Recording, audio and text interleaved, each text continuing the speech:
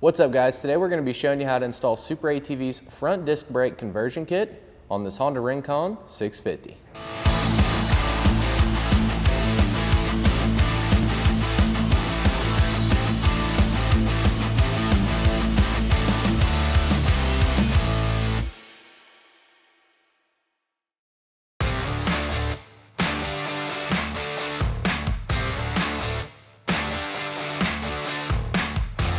First things first, we're going to go ahead and remove our front wheels and tires.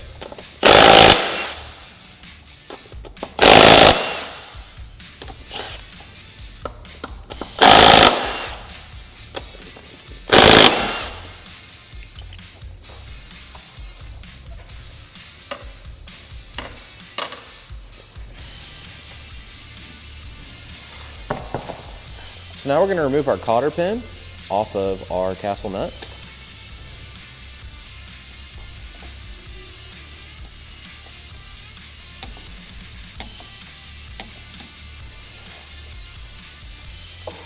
Now we're going to go ahead and remove our castle nut.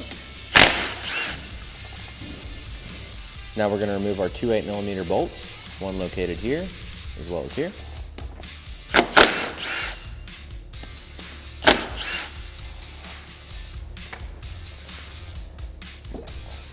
And remove the drum. Now we're going to remove these 4 bolts.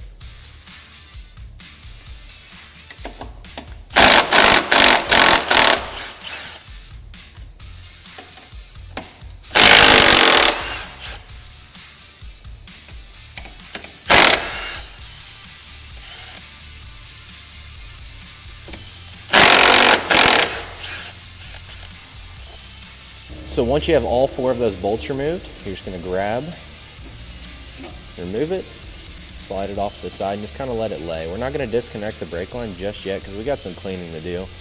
I'm sure you will as well. As you can see, this is pretty nasty in here. We want to make sure everything's good and cleaned up. So I'm going to get a screwdriver, maybe a wire brush, and just clean all this mud, dirt, grease, anything that you have on here that's contaminating the area. You're going to get it cleaned up really good before we move on to the next step.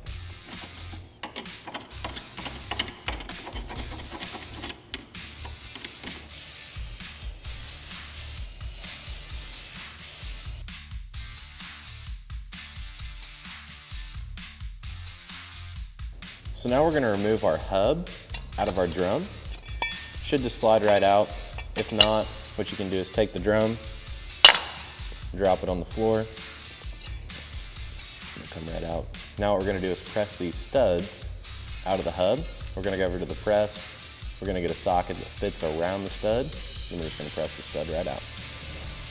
So now we're going to press our stud out of our factory hub.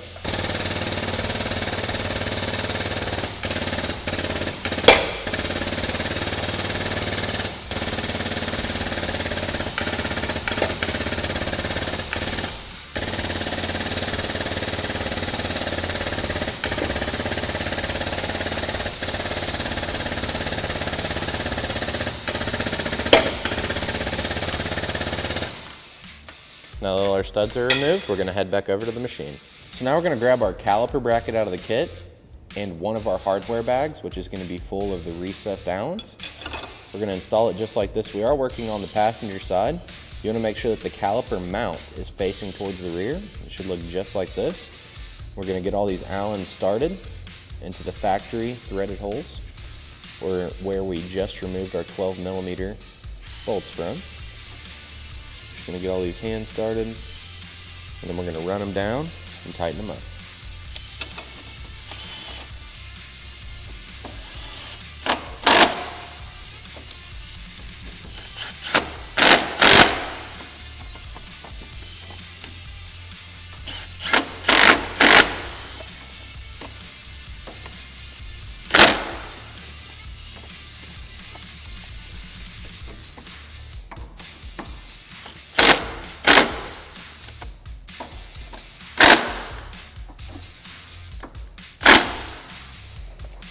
So now what we're going to do is grab our hardware.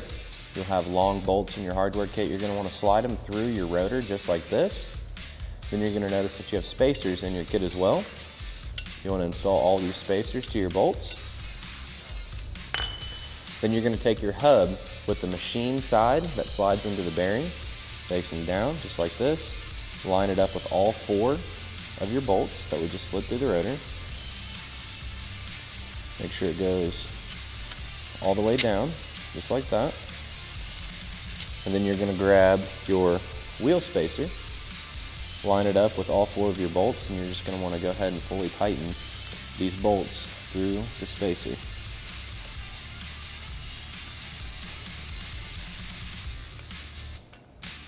So now we're just going to keep threading all our hardware in.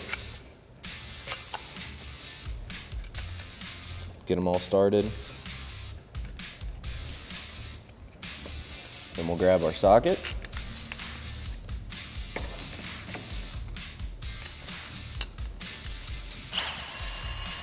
We're just going to run them up evenly.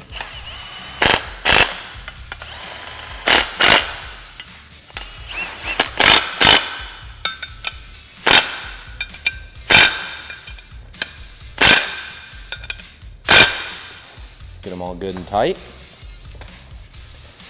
And we're going to take hub and rotor and slide it on, just like we did with the OE, how it was. Take your castle nut.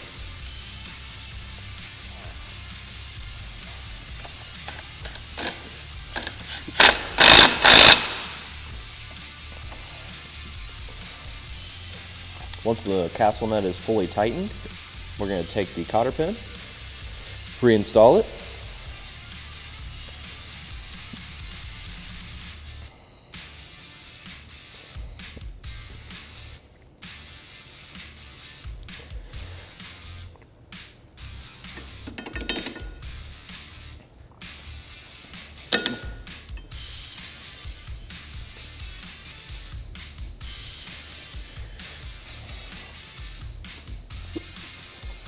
So now we're going to take our passenger side caliper. We know it's the passenger side because the bleeder is going to face up when we install it to the rotor.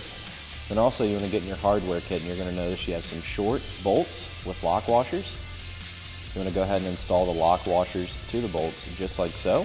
And we're just going to take our caliper, slide it onto the rotor, get it lined up with the holes on our caliper mount.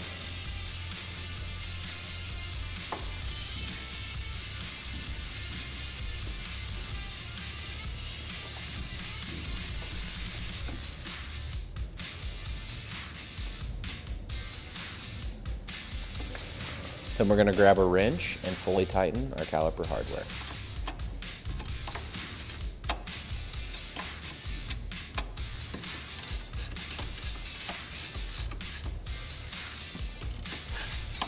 So now what we're going to do is remove our brake line clips.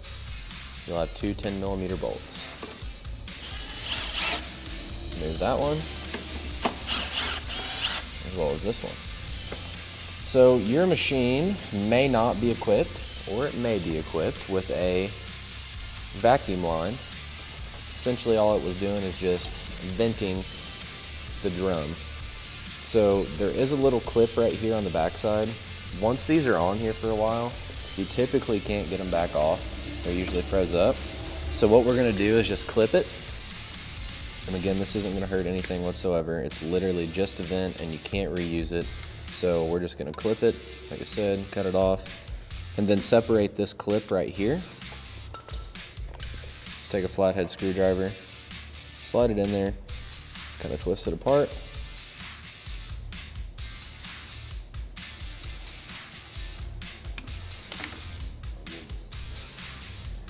And then just pull your brake line clips apart.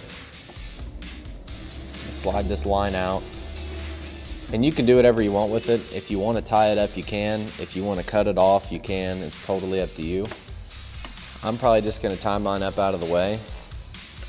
That way, if for whatever reason somebody ever wanted to go back to the drums, which there really is no reason you would ever want to do that, but if you did, the line's still there. So here's the part where it's going to be really quick, so you're going to need to pay close attention. I'm going to make sure this clip's removed. We're not going to need it anymore. I'm going to spray some brake clean on this fitting, on this banjo, just to make sure it's good and clean. And then we're going to take a 12mm socket and take this brake line off. And as soon as we pull it off, we're going to move it on the opposite side of the shock and connect it to our brake caliper. Like I said, it's all gonna move pretty fast because I don't wanna make a mess all over the floor, as I'm sure you all do not want to either. So we're just gonna brake clean this up. So you wanna come to your caliper and you're gonna have a little plug. You'll see it plain as day. Just grab it, pull it out. As soon as your plug's out, you're gonna grab your 12mm. I like running an impact because I can get this bolt out a lot faster. As soon as this bolt comes out, I'm gonna take the backside of my drum here and just throw it down on the floor and get it out of the way. Grab this brake line, wrap it around the shock, and instantly connect it to the new caliper. So here we go.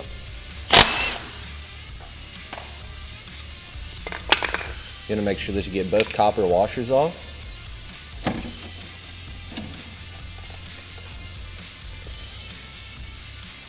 Slide your bolt through your banjo, just like that. Slide your other washer on.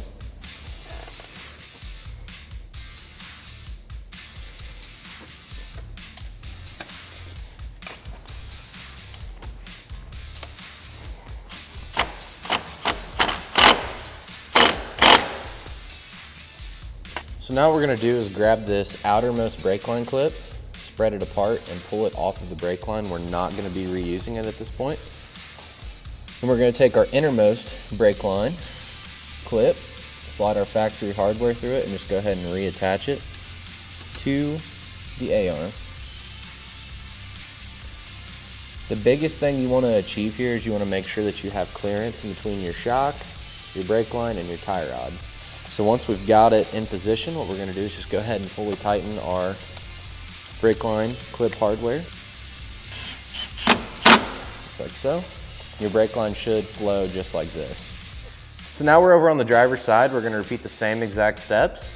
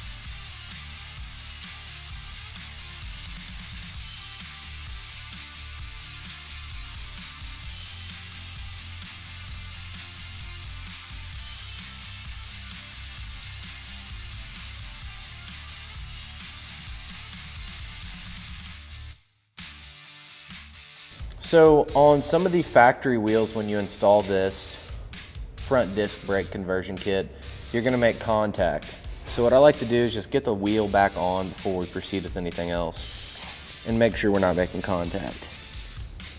With this specific wheel that we have, this is a 2004 model, 650 Rincon. We're not making contact, but we're pretty close. So what we're gonna do is we're just gonna go ahead and show you where you would need to clearance it at.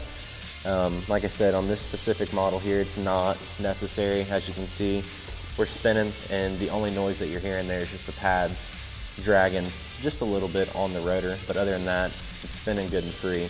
So I'm gonna pull this wheel back off. What I like to do though, like I said, get it bolted up and look through one of the holes to see if you're making any contact.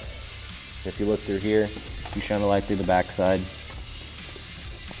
We're not making contact anywhere, but we're gonna go ahead and grind this caliper down on this side just to show you what you'd have to do if you are making contact. So we're gonna start right here. We're gonna roll these two edges off.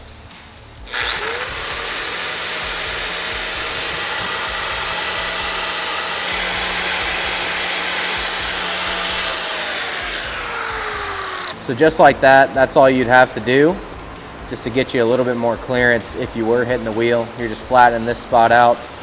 And then these ribs on the caliper, you're just rolling them back a little bit. That way it gets it away from this inner lip of the wheel. So all we did was we gained clearance off of this lip on the wheel. Some of them are a little bit more prominent, more inward. This one has enough clearance to where it's not gonna hit. So now what we're gonna do is fill this thing up with brake fluid, and get the brakes bled. So now we're going to come up here to the brake fluid reservoir, remove the 2 Phillips head screws.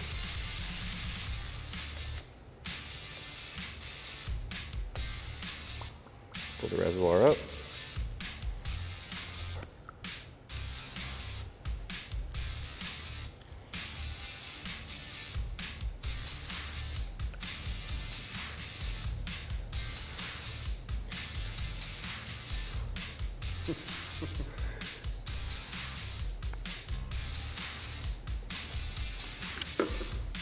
So then all we're going to do is add just a little bit of brake fluid here.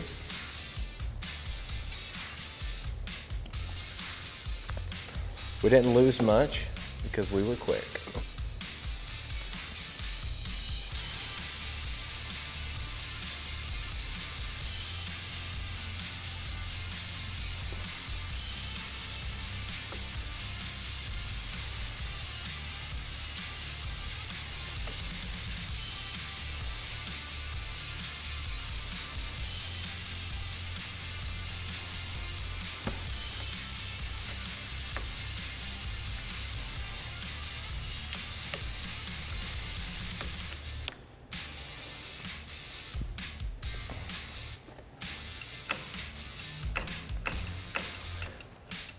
I like to give them a couple pumps. At first, all it's going to do is just get the fluid moving. After you crack the line, obviously there's not going to be any pressure. So we'll get it pumping. And then I like to go with the gravity bleeding strategy. That's just what works best for me on a low pressure system like this. Especially if you're working by yourself. You can always gravity bleed it. We always start on the side farthest away from your master cylinder. So we're going to start on the left-hand side of the machine. We're going to take an 8mm wrench, crack the bleeder, and we're just going to sit, watch it until it starts running out of the bleeder. Once it does, we'll tighten it back up and then move over to the right side of the machine. So now we're just going to crack our bleeder. You just want to make sure this bleeder is good and loose. And you're just going to let it sit here. This may take quite a bit of time. As you can see, it's already starting to run a little bit. Just going to throw a rag down. You want a good, consistent stream.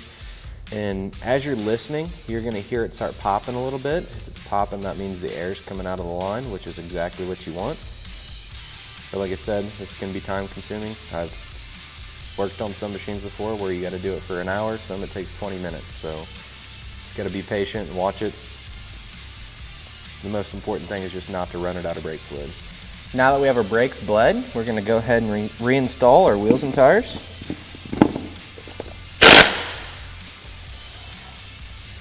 Alright guys, so once you have everything fully tightened, you have your brakes bled, wheels and tires reinstalled, that's all there is to it to install SuperATV's front disc brake conversion kit on this Honda Rincon 650.